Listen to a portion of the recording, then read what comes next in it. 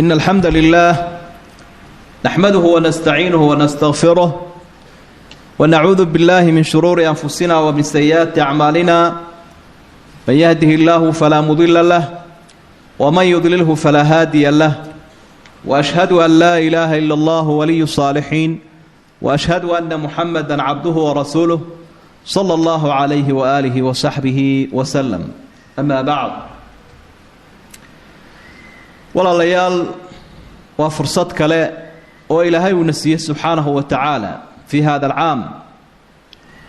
oo aynaynu soo gaadhnay bishii ramadaan iyadoo inteena badan ay soomi karayaan waa fursad aanay helin walaalaheenii ifka ka tegay ayaamihiina dhaafay fursad ciddii caqli lihi cimrigeeda ay uga faa'iidaysanayso weeye waxaynu isku baraarujinaynaa inaynu wax iska nidhaahno bishan waxyaabo la xidhiidha inta lagu dhex jiro qodobkaynu qaadanaynaa maanta waxa weeye bishan fadligeeda ku soo arooray nusuusta iyo axaadiid fadligaasoo runtii marka aad dhegaysato kugu dhiirigelinaya camalkan inaad qurxiso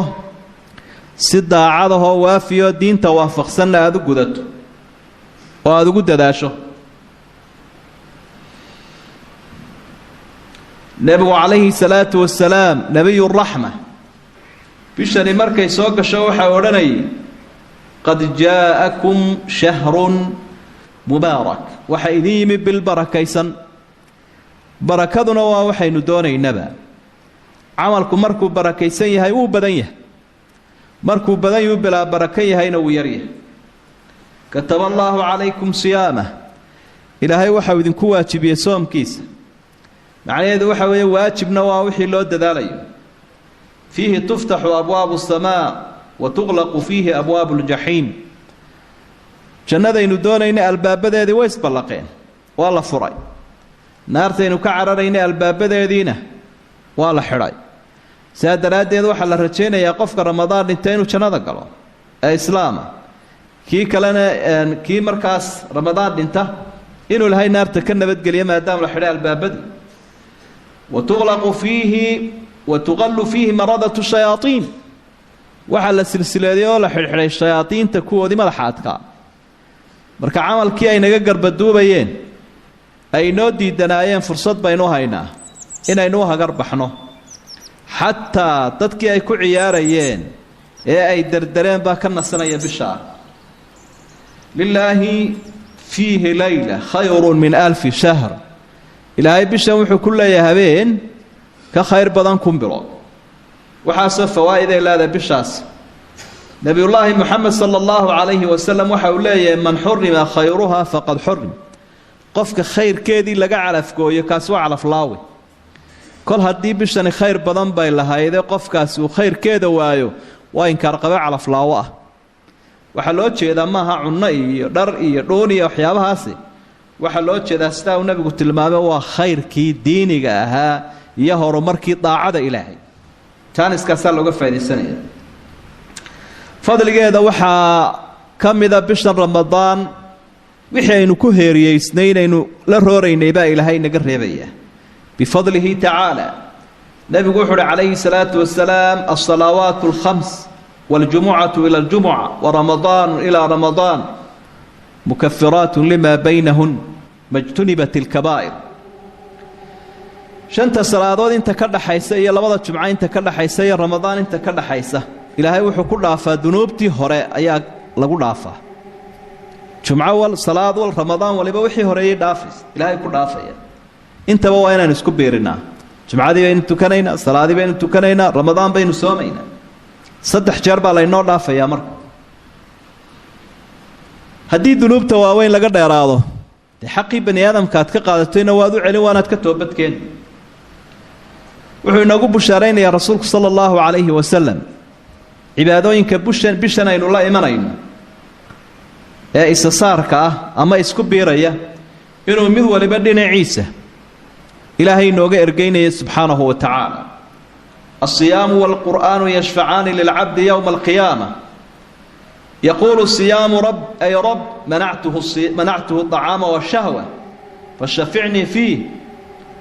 فيقول القرآن منعته النوم بالليل فشفعني فيه قال فيشفعان واحد دودا يا قرآنكي يا صيامكي أنا صومكي أتسوميسي يا قرآنكي كريم كهين وهبينكي يا مالنتي أخريني labadaba ilaahay ergadu u ogolaanay inay ergeeyaan oo adoonkii ku cibaadeysanaya u ergeeyaan ergada kalaamkii ilaahay iyo cibaadadii ilaahayna alle kol hadduu ogolaaday uu isagu amray diidi maayo subxaanahu wa tacaala mid waliba wuxuu soo bandhigayaa camalku qofkani siduu u dadaalayo wuxuu leeyahay soomkii maalintii waxaan u diiday cunadiisii iyo hamadiisii iyo wixii uu doonayay aniga ayuu ilaalinayay saadaradeed baa wixii naftiisu ay u baahnayd waxa ka xakameeyay ilaahay iga erga aqbal quraankiina wuxuu leeyahay habeenkii buu igu cibaadeysanay isagoo daalan oo maanta oo dhan soo soomana oo seexasho u baahan ayuu igu cibaadeysanay ilaahay iga erga aqbal labadaba ilaahay ergada uu ka aqbalaya yawma laa yanfacu maalun walaa banuuna ilaa man ata allaha biqalbin saliim waa maalin addoomuhu ay aada ugu baahan yihiin ergada marar badan sidaynu xusnay ilaahay baa casuumad gaara u fidiyey marka uu albaab gaara ka gelinayo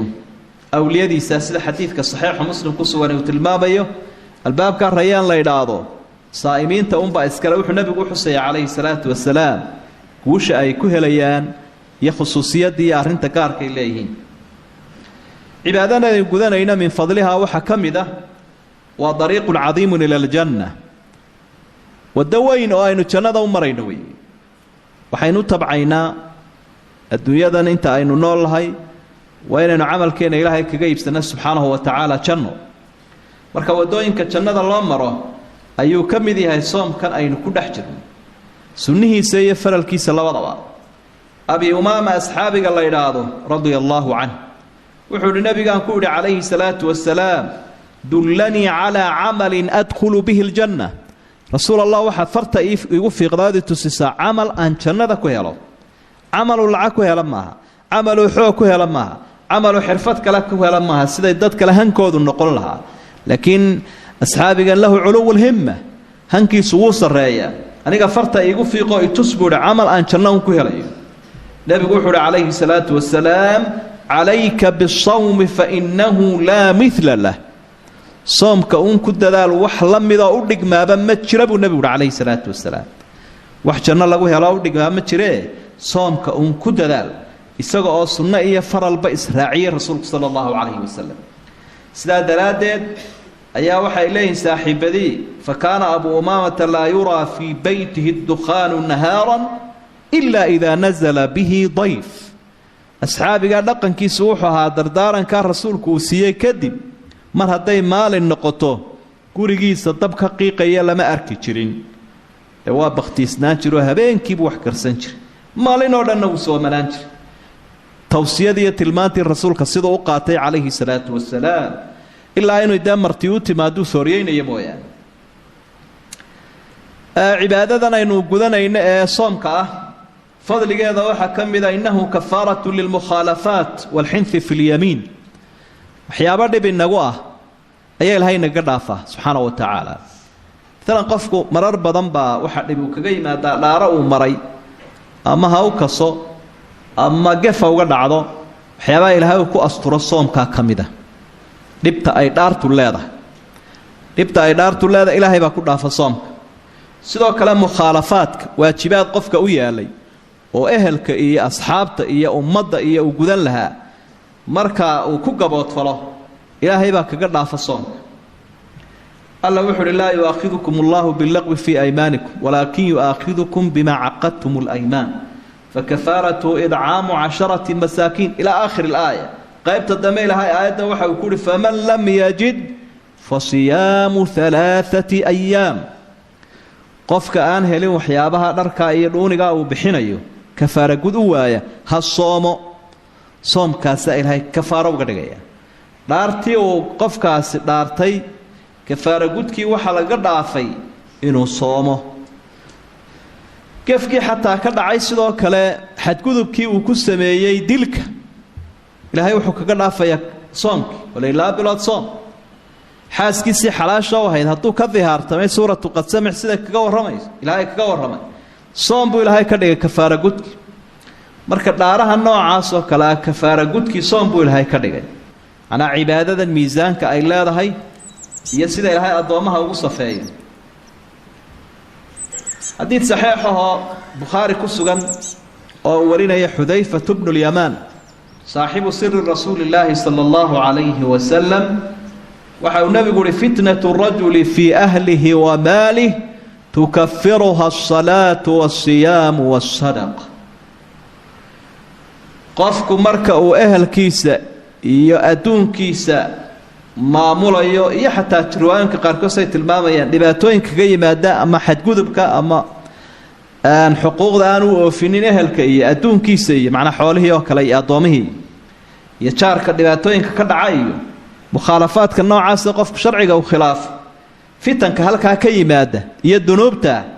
ilaahay wuxuu ku dhaafaa salaada iyo soomka iyo sadaqada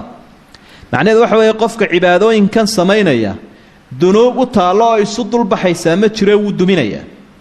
markay dunuubtu biirtaba cibaadadanuu samaynayaabaa ilaahay uuga dhigayaa cagaf dumisa oo kayd khayrihina wuu u dhigmayaa kaydkii sharka noqon lahaana wuu dumayaa waa furaska oo haysta qofka weeye saalixa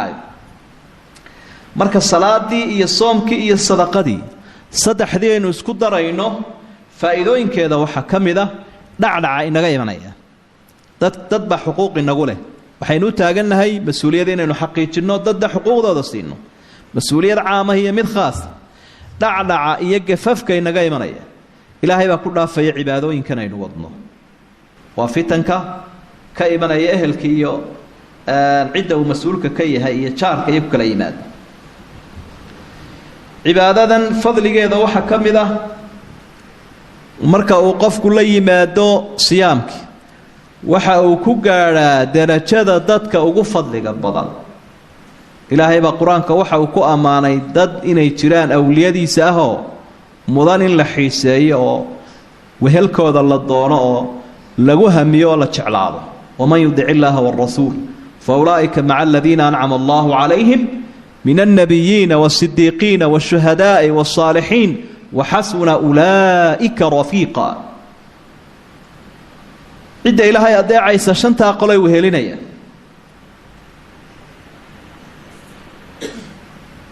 camr bnu mura aljuhani radia allaahu canh waxa uu leeyay nabiga nin baa u yimi calayhi salaatu wasalaam waa fadligii siyaamka aynu ku dhex jirna waxa uu ihi ara'ayt in shahidtu an laa ilaaha ila allah waannaka rasuulu llah wasallaytu salawaati alkhams waadaytu zakaa wasumtu ramadaan waqumtuhu famiman ana qaala min asidiiqiina waashuhadaa ninkani waxa uu leeyahay su-aal muhiima buu nabiga weydiiya waa nin aqoon-yahana meelkama kacdaa buu ka abbaalayo waxa uu yidhi haddii aan nebi allo waxaad iiga warantaa haddaan ilaahay qiro adigana aan ku qur-aan ku rumeeyo salaadaha shanta aan guto sekada bixiyo soomo xajkuna waa laga yaabo wakhtiga inaanu waajibinba ama intanuun dee la mid yahay oo ramadaan aan soomo waqumtuhu ramadaanna aan habeenkii qiyaam sameeyo oon cibaadaysto fa miman ana aniga liiskee la igu daraya qoladeen ka mid ahay anugu dadku waa kala darajooyine dadkeebaan la darajo ah nebigu waxa uu ihi si kooban buu u sheega wuxu uhi min asidiiqiina waashuhadaa dadkii runta badnaa iyo ciddii dagaalka xaqa ah ee gaalada ku shahiiday ee naftooda iyo maalkooda quudhay kuwaasaad ka midta darajadaasaa lagu helaa waa xadiid saxiixa ibnu xibbaanna saxiixiisa ku soo saaray waxaa la qabanaya insha allah iyo sida loo dadaalaya khudbadaha dambe aynu ku qaadan laakiin haadihi cibaada cibaadadan fadligeedu taa yahay walaalayaal waxaa laga maarmaana ramadaan qaybteeda hore iyo qaybteeda dambe inaynu ku dadaalno wakhtina aanu dhul inaga dhicin habeen iyo maalin midnaba innaga asxaabteenna ehelkeenna ummaddeenna qof waliba kaalintiisa uu qaato ayaamaha koobanayna soo mara ilaahay inoogu deeqay inaynu ka faa'iidaysanno allahuma arina alxaqa xaqan warsuqna itibaaca wa arina albaaila baailan warsuqna ijtinaaba اللهم وفقنا لما تحبه وترضاه من الأقوال والأفعال والآراء اللهم تقبل صلاتنا وصيامنا وقيامنا وقراءتنا يا أرحم الراحمين اللهم انصر الإسلام والمسلمين والمستضعفين في سبيلك في كل مكان يا أرحم الراحمين اللهم اشف مرضانا وعاف